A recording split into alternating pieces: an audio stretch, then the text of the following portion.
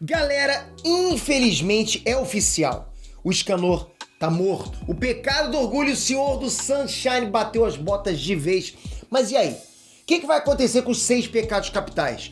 Bora conferir isso agora. Chega mais!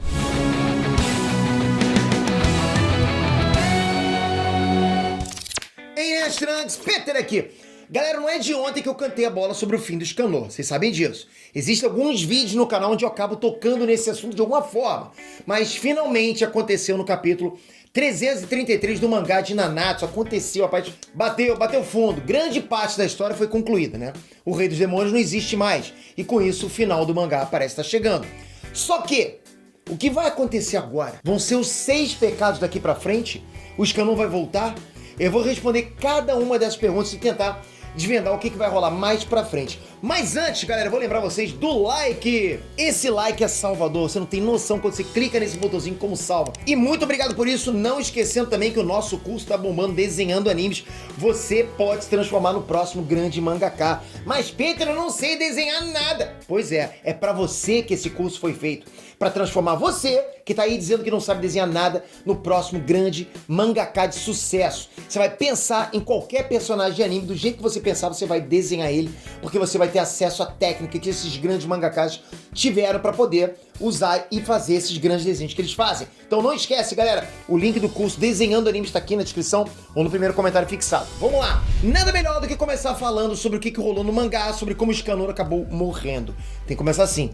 Diferente do que a gente imaginava, o Escanor não foi morto ou derrotado por algum inimigo. Pelo contrário, ele morreu por conta do próprio poder. No caso, o Sunshine. Eu já falei sobre os poderes da Graça do Sol umas 1000 vezes aqui no canal. Mas, resumindo, é a habilidade de conseguir mais força enquanto o sol se aproxima do meio-dia. Quanto mais próximo do meio-dia, mais forte. O Escanor é um humano sem habilidades de combate, mas que ganha uma massa muscular assim, monstruosa e pirocinese solar, além de ficar mais orgulhoso sobre quem ele é, não é verdade? Esse poder era absoluto, mas também foi a razão do Escanor ser exilado e perder tudo na vida, né? Até ele conhecer os pecados capitais. E bem, com os anos, ele aprendeu a manipular esse poder com a perfeição e conseguiu amigos de verdade. Pessoas que ele literalmente daria a vida para proteger. E isso resulta no que rolou no mangá. O preço do Sunshine. Mais pra frente na história, a gente descobriu que o Sunshine é originalmente uma graça usada pelas divindades do universo Nanatsu no Taizai, ou melhor, que é usada pelo maior guerreiro do clã das deusas, que é o Mael, o Anjo do Sol. Esse poder se perdeu anos depois do sumiço do Mael, e 3.000 anos depois, a graça escolheu ressurgir no corpo de um humano. E isso é importante no contexto da história, porque graças divinas são poderosas demais para um humano suportar. Então a gente tem que entender isso. O próprio Rio do Chão, né, o líder dos 4 arcanos e dono de uma das graças, diz que caso um humano manipule uma graça, ele explodiria de tanto poder, porque o corpo humano não pode ser receptáculo de algo tão poderoso. Não dá para o humano. Resumindo, tiveram algumas dicas no mangá apontando que o Escanor não estava bem usando o poder do Sunshine. Existem cenas onde ele tosse sangue e demonstra exaustão. É demais, cara, pra ele. E o preocupante foi o uso do Sunshine no meio-dia, que leva o Escanor no estado de The One, ficando com todos os atributos no ápice por 1 minuto. Ele tá muito pica ali naquele minuto. É muito louco imaginar aquele Escanorzinho baixinho, esquelético, se transformando numa muralha de músculos. Mas isso acontecia e se repetiu algumas vezes durante um período muito curto, diferente de tudo o que a história de Nanatsu aponta. O Escanor é poderoso para um caramba, ao ponto até de nem precisar levantar um dedo para destruir certos inimigos, como o Rei dos Vampiros e Zafra. Rapaz, pra ele é muito casca grossa ele. Mas ter que usar o The One 3 vezes durante um período de tempo tão curto, né, quanto Meliodas, Eldris e o Rei dos Demônios, forçaram o corpo dele ao máximo. E tudo levou a gente aqui. Capítulo 333. Prazer, sou eu, o capítulo 333. Muito bem. O Escanor se reuniu com os pecados na luta final contra o Rei dos Demônios, ok? O cara tava ficando mais forte a cada segundo que passava. E o Meliodas sozinho já não era capaz de vencer. Só que a Diane usou o poder de criação para tirar essa força infinita, digamos assim, do Rei Demônio. E o Escanor tava pronto para ir na trocação direta. Pai, vai ser bom demais, né? Como é que o Escanor iria lutar contra o Rei dos Demônios? Vocês me perguntam, não perguntam? Não. Como não? Mas enfim, o Escanor aponta pra cima, né, mostrando aquele sorriso dele, enquanto ele crescia ainda mais em tamanho e poder, ganhando a aura solar do ápice do dia, enquanto ele diz: é meio-dia. Escanor The One saiu no soco contra o Rei dos Demônios e foi, galera, uma batalha equilibrada, olha isso. Soco de um lado, soco do outro, os dois cuspindo sangue, sentindo cada golpe. Sangue mesmo não era leitinho, não. O Escanor até saiu na vantagem, mas o tempo era muito curto. E o minuto de poder supremo terminou junto com a luz de esperança de vitória. Até que algo acontece. O Escanor voltou para o estado The One, só que ainda maior, mais forte. E literalmente queimando igual a um sol. The Ultimate One, a forma final do Escanor, manipulando o Sunshine ao máximo. Esse poder é surreal em Nanatsu no Taizai. Para a escala de Nanatsu no Taizai, ele é muito poderoso, para vocês terem noção. Ele é superior ao The One em tudo, mas tem um preço muito caro para usar, que é a vida do usuário. Assim, em tese, né, o Mael poderia usar esse Ultimate One tendo um corpo forte como membro do clã das deusas. Só que eu imagino que o Escanor tem muito mais capacidade e moral para usar o Sunshine no ápice. Por quê? Ele treinou a vida toda com Meliodas para aprender a controlar esse poder. E com os anos ele finalmente conseguiu chegar ao auge dessa graça divina. E tudo isso dá de encontro com o que rolou nesse capítulo. Depois de destruírem o rei e os mandamentos, o Escanor chegou no limite do estado Ultimate One. O combustível dessa transformação, galera, era a própria energia vital. E como o Escanor disse uns capítulos atrás, essa forma pode ser ativada, mas não tem volta.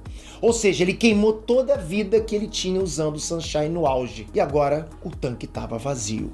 Escanor diz que nem conseguia se mover mais, enquanto ele voltava para a forma comum, digamos assim, dele, de dia, né?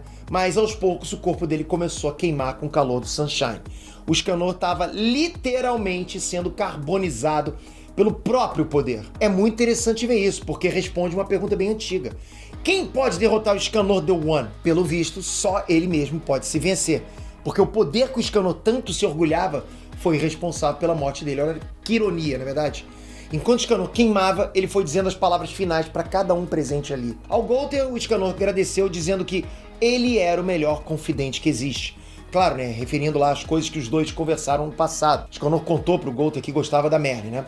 A Diane e ao King, o Escanor falou que lamenta não participar do casamento, mas que os dois sejam felizes. Pro Mael, o Escanor agradeceu de coração por toda a ajuda que o Arcanjo forneceu nesse arco. Já pro Ban, o Escanor sugeriu que ele maneirasse na bebida, já que o Ban não é mais imortal, ou seja, então foi um cuida da sua saúde disfarçado. Pro Capitão Meliodas, o Escanor simplesmente disse o seguinte: eu devo a minha vida inteira pra você. Você foi um verdadeiro amigo e nunca vai existir alguém que se equipare. Galera, é maneiro pra caramba. Espero até que o editor esteja colocando músicas tristes, porque bate legal. E por fim, a Merlin. Ah, Merlin, se prepara, galera. O Escanor finalmente admite que amou a maga durante toda a vida dele. Não por ela se parecer com a Rosa, mas por ela nunca julgar ou descriminalizar o que ele era. A Merlin só dá uma risada e diz que só achava o Escanor fascinante e só observou ele por tanto tempo por motivos de estudo. Essa, galera, foi uma gelada da Merlin, um banho de água fria no Escanor.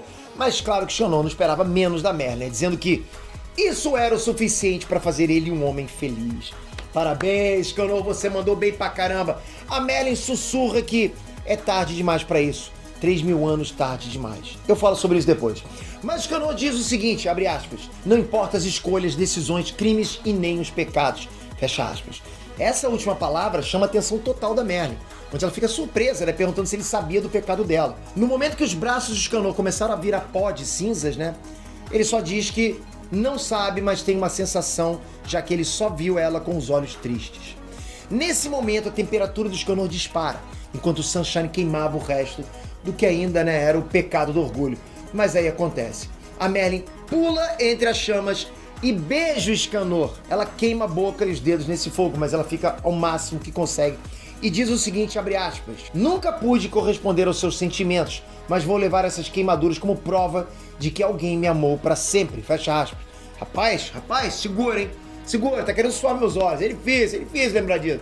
E aí, finalmente, o corpo do Escanor é queimado por completo. Não existe mais o pecado do orgulho. E assim, galera, falando um pouco sobre a morte dele, que eu acho já era previsível, né? A gente já tinha noção que isso iria acontecer. Não sei se vão manter isso direto, se ele vai voltar de alguma forma mais pra frente, mas agora não tem volta, a gente vê que ele realmente morreu.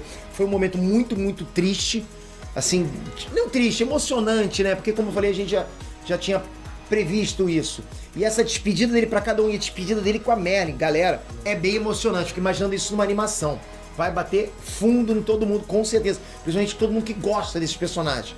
porque eles são muito carismáticos. Então você vê um personagem desse se despedindo, ainda mais um personagem como ele, como Escanor, que nunca teve o que ele queria, né? Que era a Merlin, e de repente teve isso só no último minuto da vida dele. Foi fabuloso demais, gostei demais. Sobre a Merlin, galera, é claro que ela falou sobre o que aconteceu 3.000 anos atrás no reino de Bela-Luin, onde ela tomou as bênçãos do rei demônio e da suprema divindade por gula de conhecimento. Ela sempre gostou de querer mais poder, mais informação, e essa fome insaciável da maga fez com que todo um país fosse destruído. Esse é o pecado da Merlin.